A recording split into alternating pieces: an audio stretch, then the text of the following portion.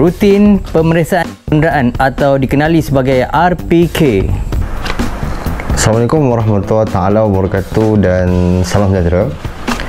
Pertama saya nak mohon maaf lah disebabkan permintaan untuk saya buat rutin pemeriksaan kenderaan ni RPK dan RSM ni memang ramai minta, cikgu request boleh tak buat video RPK, RSM, tapi saya tak berkesempatan. Tapi kali ni alhamdulillah diberi keizinan oleh Allah Ta'ala untuk saya buatlah video RPK ni. Pertama saya nak mengucapkan ribuan terima kasih kepada my brother Abang Yazam, disebabkan dengan bantuan dia maka berjayalah untuk saya hasilkan video RPK dan RSM ni.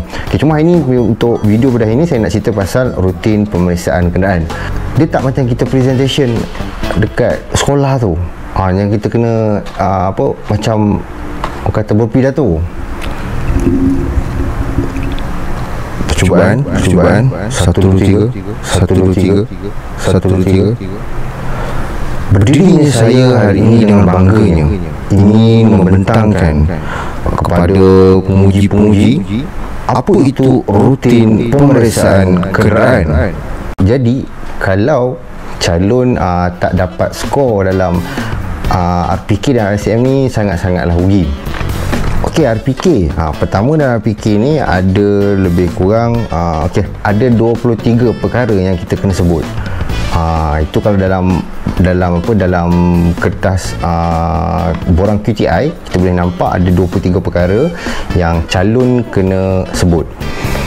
Okey, dalam RPK tidak ada satu bukan maksud saya tidak ada kesalahan mandatori yang di mana calon kalau buat perkara tak buat perkara tu, tinggalkan perkara tu ataupun skip, terlupa sebagainya, menyebabkan anda gagal, melainkan anda langsung tak bercakap. Itu boleh menyebabkan anda gagal. Jadi RPK ni saya nak cakap senang, memang mudah lah nak skor, memang mudah. Okey, faham tak? Okay, jadi saya nak kongsikan kepada anda macam mana untuk skor RPK ni. Okay, yang pertama, masa dia tak melebihi daripada 7 minit. Tak melebihi daripada masa 7 minit. Jadi kalau kita faham balik, 7 minit ni taklah kata lama sangat dan taklah terlampau cepat. Jadi kalau kita buat tu betul pada kaedah dia, step dia tu betul, memang sangat-sangat kita boleh habiskan tak sampai pun 7 minit.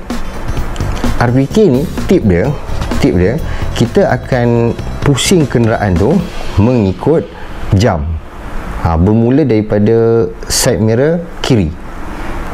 Dan apabila kita duduk dekat satu bahagian, contoh kita bermula daripada side mirror kiri, pergi ke bonet hadapan kenderaan, tip dia kita akan cerita mengikut daripada atas turun ke bawah.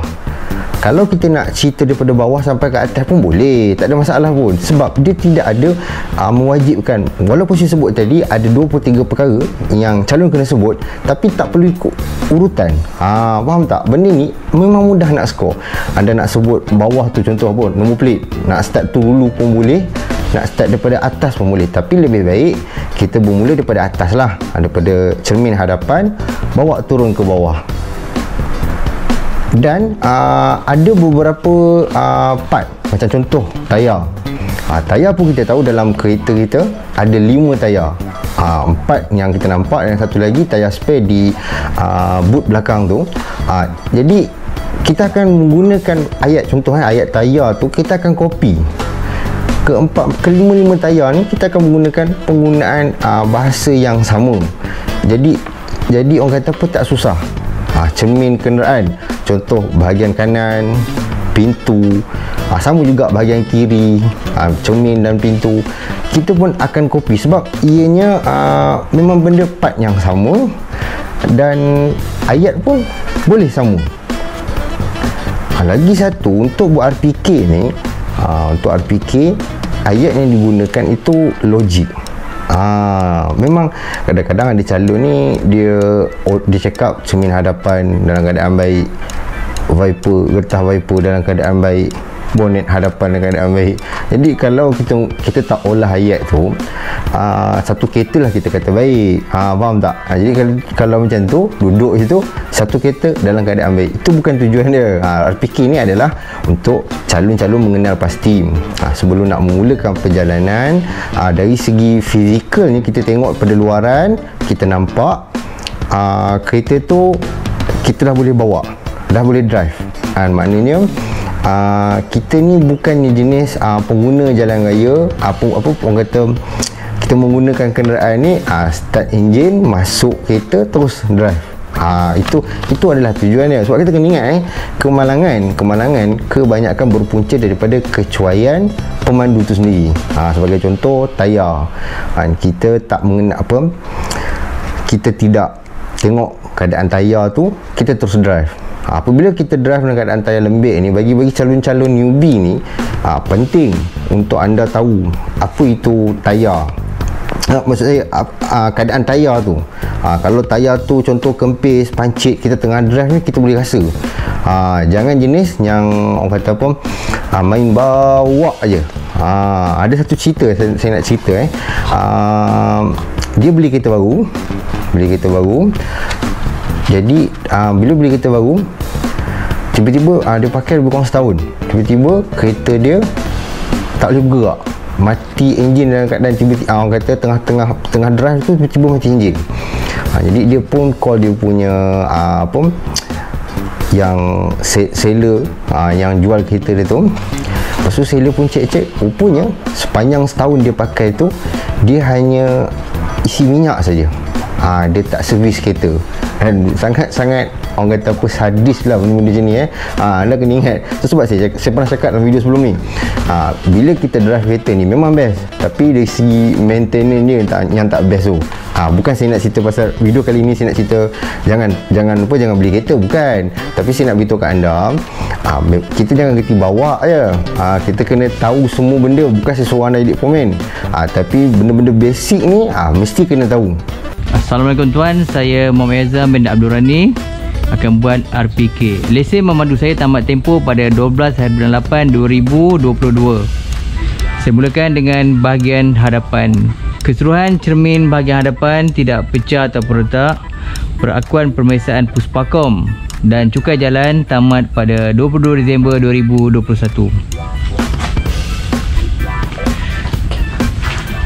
Kedua-dua bilah wiper getah dalam keadaan baik, tidak haus. Keseluruhan bonet tidak kemek. Lampu hadapan fizikal kiri dan kanan termasuk lampu isyarat tidak pecah. Keseluruhan bumper terpasang kemas, tidak pecah. Nombor plate ALM 7660 dipasang kemas, tidak pecah. Tayar hadapan di sebelah kanan, angin tayar cukup. Fizikal tayar dalam keadaan baik, tidak ada kawasan pada bunga tayar dan rekahan atau bonjolan. Lampu isyarat di sebelah kanan tidak pecah. Cermin sisi di sebelah kanan tidak pecah dan boleh dilaras. Keseluruhan pintu hadapan dan belakang dalam keadaan baik, tidak kemek. Cermin hadapan dan belakang di sebelah kanan tidak pecah ataupun retak.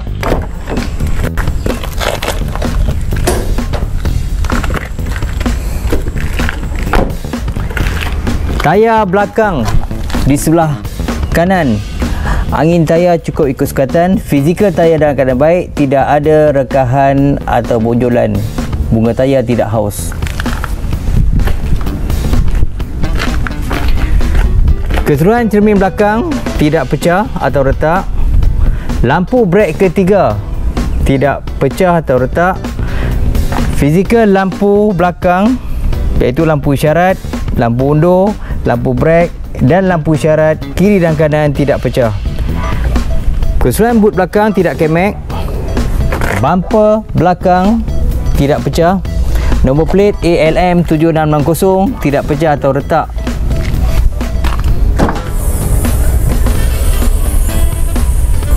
Di dalam boot terdapat tayar simpanan. Angin tayar cukup ikut sukatan. Fizikal tayar dalam keadaan baik. Bunga tayar tidak haus, tidak ada rekahan atau bonjolan. Di dalam boot juga dilengkapi perkakas tool yang cukup seperti jack dan pemutar jack, towing bar untuk tarik kereta, spanner untuk buka nut tayar, spanner pelbagai saiz, dan tanda amaran segitiga.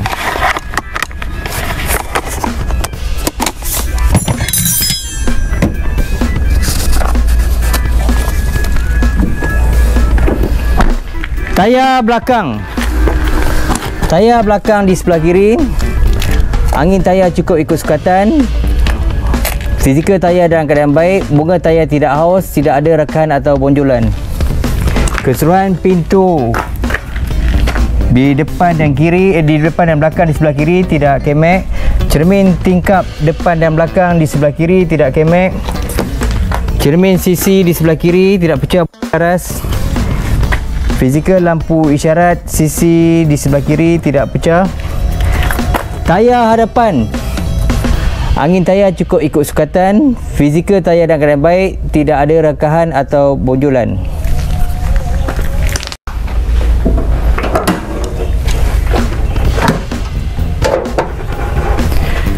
Kereta ini menggunakan bateri sel basah.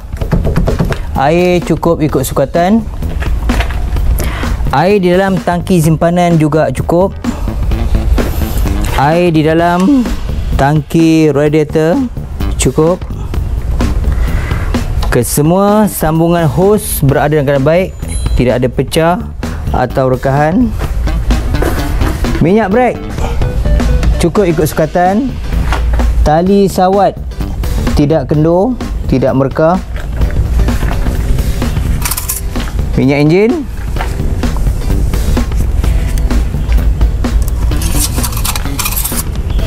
Minyak enjin cukup ikut sukatan.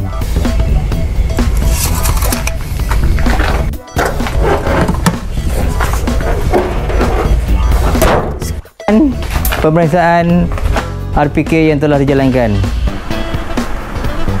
Lagi satu memang kebiasaan lah. Kebiasaan calon-calon akan tanya, diorang cukup takut apabila penggunaan bahasa tu, contoh macam kita kata cermin, cermin, dia tak semestinya anda kena follow video ni 100%. Anda boleh olah asalkan logik. Faham tak? Janganlah kita sebut cermin keadaan hadapan dalam keadaan bersinar-sinar. Tu tak betul lah tu. Sebenarnya kita nak cerita pasal cermin tu tak retak, tak pecah. Tu je cerita dia. Sebab apa? Bila kita drive sangat penting. Kalau cermin ni itu pun boleh menyebabkan kemalangan. Sebagai contoh, bila anda drive, cermin anda tu anda tak tahu dah retak. Duk bawa je, kita pun faham jalan kat Malaysia kan, banyak lubang, tak berapa cun sangat kata kan.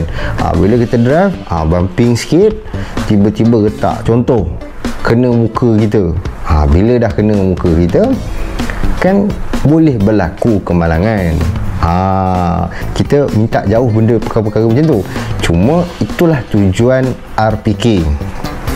Pernah viral sebelum ni, satu perempuan dia buka air di tangki radiator ketika panas kan, ketika panas, dan air tu orang kata pun bila benda panas kita buka penutup dia, terpercik kan, nasib tak kena muka, kena kat tangan. Kalau kena kat muka, apa yang akan jadi? Anda punya wang taharan dah jadi sikit. Kan sadis perkara-perkara macam tu. Sebelum penutup untuk video ni, harus diingat kepada calon-calon. Kalau anda belajar dekat mana-mana institut mandu kat Malaysia ni, boleh follow je. Macam contoh, mungkin penggunaan dari segi bahasa dan beberapa orang kata step tu tak sama dengan cikgu anda boleh follow, tak ada menjadi masalah. Kan saya kata RPK ni dia tidak ada turutan. Jadi anda boleh sebut yang mana asalkan mudah anda nak faham dan dapat buat dengan baik. Semoga perkongsian kali ini bermanfaat untuk kita semua. Kita jumpa lagi pada video akan datang. Assalamualaikum warahmatullahi wabarakatuh dan salam sejahtera.